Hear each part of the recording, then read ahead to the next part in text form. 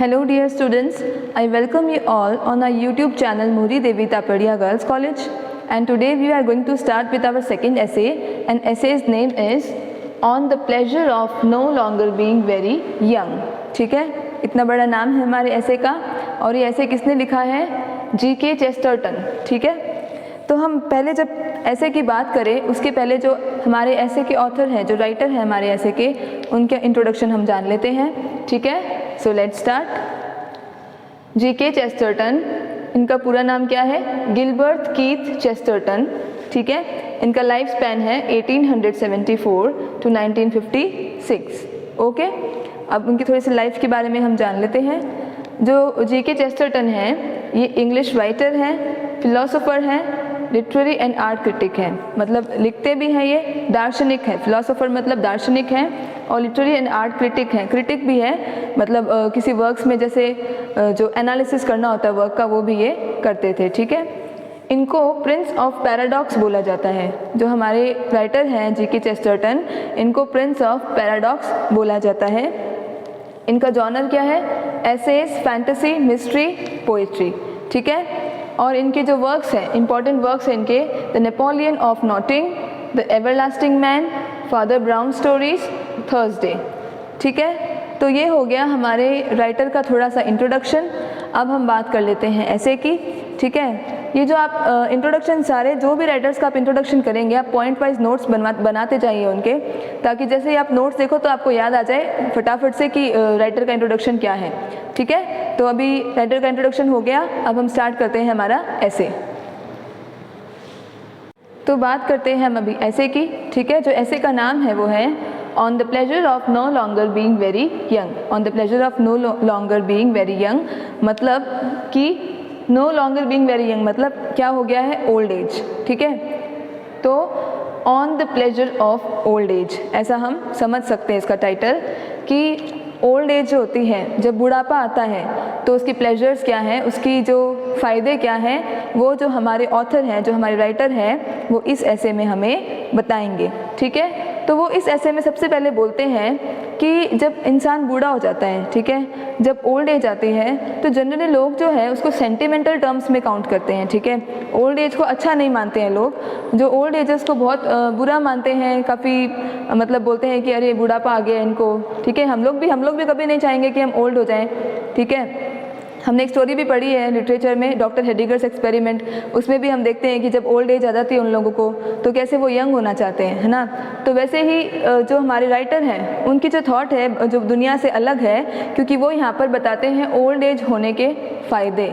ठीक है, कि जब बुढ़ापा आता है तो उसके फ़ायदे क्या क्या होते हैं. तो सबसे पहला फ़ायदा वो क्या बताते हैं कि वाइट बियर्ड्स जो आती हैं, ठीक है, किसकी जैसी होती है वो? जो सेंटा क्लॉज होते हैं उसकी जैसी वाइट बियर्ड आ जाती है उसके ओल्ड एज में. और क्या आ जाता है? विजडम आता है. ठीक है, सबसे पहले ओल्ड एज में क्या आता है? स्नोई वाइट बियर्ड और विजडम. विजडम क्यों आता है ओल्ड एज में? क्योंकि जब हम यंग एज में होते हैं तो हमारा उतना एक्सपीरियंस नहीं होता है. ठीक है, हम लोग चीज़ों को बहुत फास्ट फॉरवर्ड करना चाहते हैं, लेकिन ओल्ड एज क्या होती है? स्लो पेस वाली एज होती है. तो जब ओल्ड एज में आते हैं हम, तो हमें समझ में आता है कि जो लाइफ है एक्चुअली है क्या. ठीक है, लाइफ के बारे में जो कितनी सारी चीज़ें होती है जो ओल्ड एज में आने के बाद लोगों को समझ में आती है, क्योंकि उनका पूरे लाइफ का एक्सपीरियंस उनके साथ होता है, इसके लिए उनको समझ में आती है. ठीक है, तो ये हो गया फर्स्ट फ़ायदा हमारी ओल्ड एज का. अब सेकेंड जो फ़ायदा है हमारी ओल्ड एज का, वो है कि जो इम्पोर्टेंस होती है, ठीक है, जो लाइफ की इम्पोर्टेंस होती है, जो सिग्निफिकेंस होती है लाइफ की, ओल्ड एज की जो इम्पोर्टेंस होती है, वो ओल्ड एज वाले लोग ही जान सकते हैं. ठीक है, क्योंकि जब तक हम ओल्ड एज में नहीं पहुंचेंगे तब तक हम उसकी इम्पोर्टेंस को नहीं जान सकते. ठीक है, तो ओल्ड एज में we get to know the importance of life.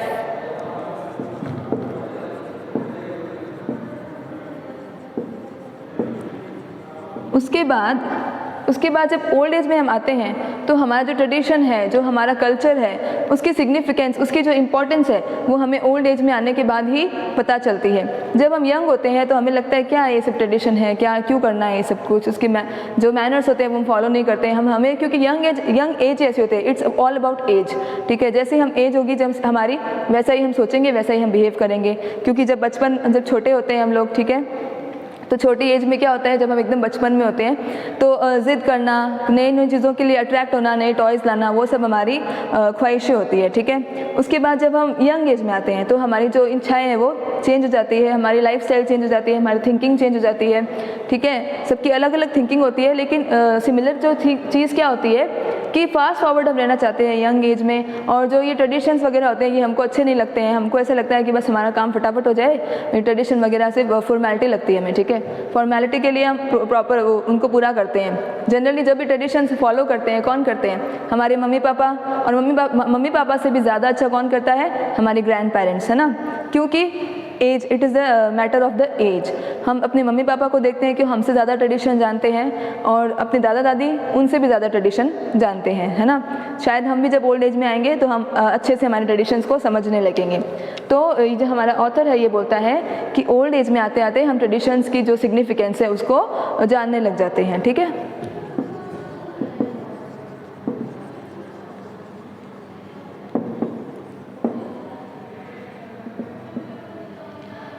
ठीक है। और हमारी जो ऑथर है क्या बोलते हैं ये ऐसे में कि सिग्निफिकेंस ऑफ मॉडर्निटी, ठीक है। मॉडर्निटी क्या होती है कि जब जो नवीनता है, जो मॉडर्न बनते हैं हम लोग यंग एज में, उसकी जो इम्पोर्टेंस है वो हमें कब पता चलती है? ओल्ड एज में, ठीक है।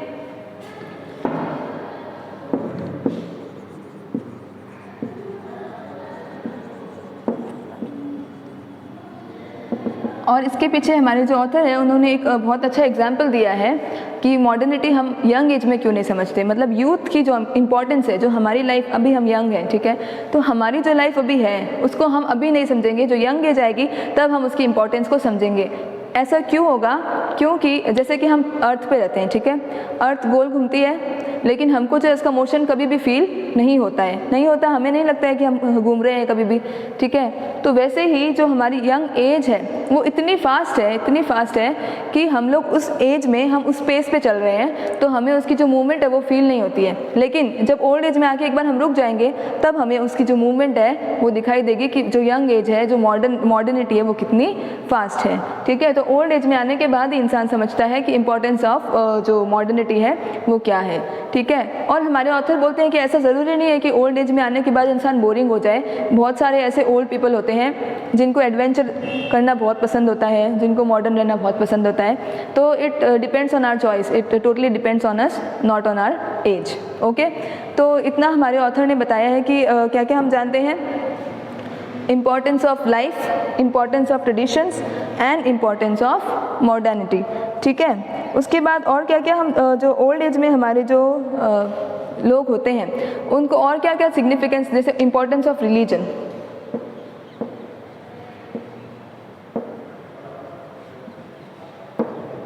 कैसे इम्पॉर्टेंस ऑफ रिलीजन?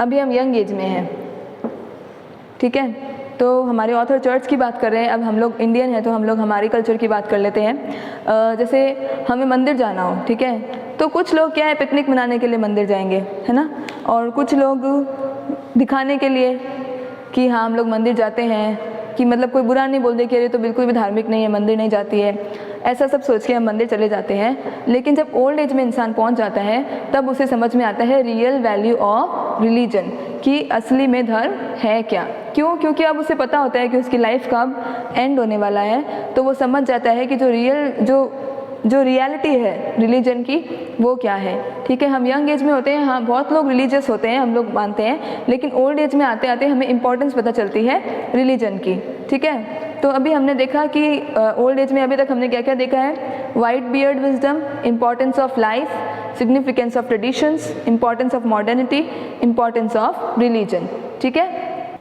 तो जब हम ओल्ड एज में आते हैं, ठीक है, जब ओल्ड एज में इंसान पहुंच जाता है तो उसको ऐसा लगता है कि जो रुकी हुई चीज़ें थी, ठीक है, जो स्टैचूज़ थी वो लाइव हो गई हो, ठीक है।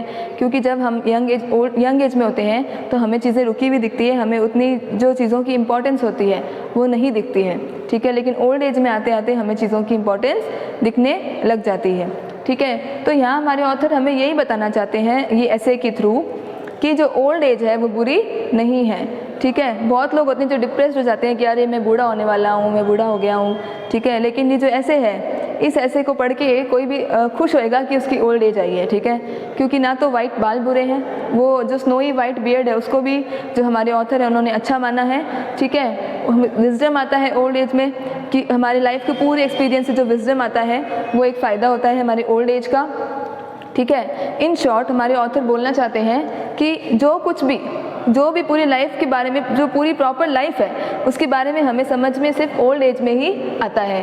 क्यों? क्योंकि हम लोग क्या है, पूरी लाइफ भागते रहते हैं।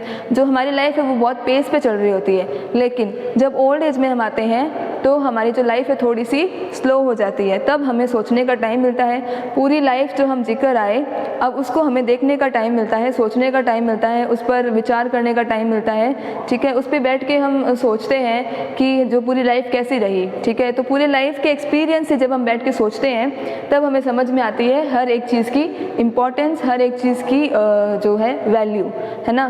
जैसे कि पूरी लाइफ हम लोग, जैसे अभी हम लोग यंग हैं तो हम लोग पूरी लाइफ को नहीं समझेंगे अच्छे से, अभी जो हमारा प्रेजेंट है हम उसी पे ध्यान देंगे, ठीक है, क्योंकि हमारे पास करने को बहुत कुछ है। लेकिन ओल्ड एज में आते आते इंसान के पास करने को भी बहुत कुछ ज़्यादा रहता नहीं है, और जो उसकी लाइफ है उसकी पेस स्लो हो जाती है। तो जब स्लो हो जाती है तो उसे बाकी की चीज़ें दिखने लगती हैं। अब सपोज हम ट्रेन में हैं, ठीक है, ट्रेन चल रही होती है तो हमें जो चीज़ें आसपास दिख रही है वो हम देख लेते हैं, हम इतना ध्यान से सब कुछ नहीं देखते हैं, ठीक है। अब मान लो कि ट्रेन अगर रुक गई, एक बार एक जगह पे ट्रेन रुक गई है, तो अभी बोले कि 1 घंटे वो ट्रेन चलने नहीं वाली है, तो हम क्या करेंगे? हम टाइम पास करने के लिए क्या करेंगे? यहाँ पे सब कुछ, कितने पेड़ हैं, यहाँ पर क्या क्या है, आसपास में क्या कोई मंदिर बना हुआ है, हम सब कुछ नोटिस कर लेंगे, है ना। तो वही जो सीन है वो होता है हमारी लाइफ के साथ कि जब हम पेस पे चल रहे होते हैं तो हम चीज़ों के प्रति इतना जो जागरूक नहीं होते हैं, इतना ध्यान हम नहीं देते हैं। लेकिन जब हमारी ओल्ड एज आती है, जब हमारी लाइफ स्लो होती है, तो हम जो लाइफ की चीज़ें होती है, जो लाइफ की इंपॉर्टेंस है, ट्रेडिशंस की इंपॉर्टेंस, मैनर्स की इंपॉर्टेंस, मॉडर्निटी की इंपॉर्टेंस, रिलीजन की इंपॉर्टेंस, सब कुछ हम उसी टाइम पर जानते हैं। तो यही हमारे जो राइटर हैं वो बोलना चाहते हैं इस ऐसे में। तो एक बार आप इस ऐसे को थॉरली रीड करेंगे, जो ऑथर का इंट्रोडक्शन है वो भी आप अच्छे से देखेंगे और ऐसे को भी अच्छे से देखेंगे। कुछ नहीं समझ में आया तो आप मुझे मैसेज या कॉल करेंगे। तब तक के लिए bye, thank you, take care.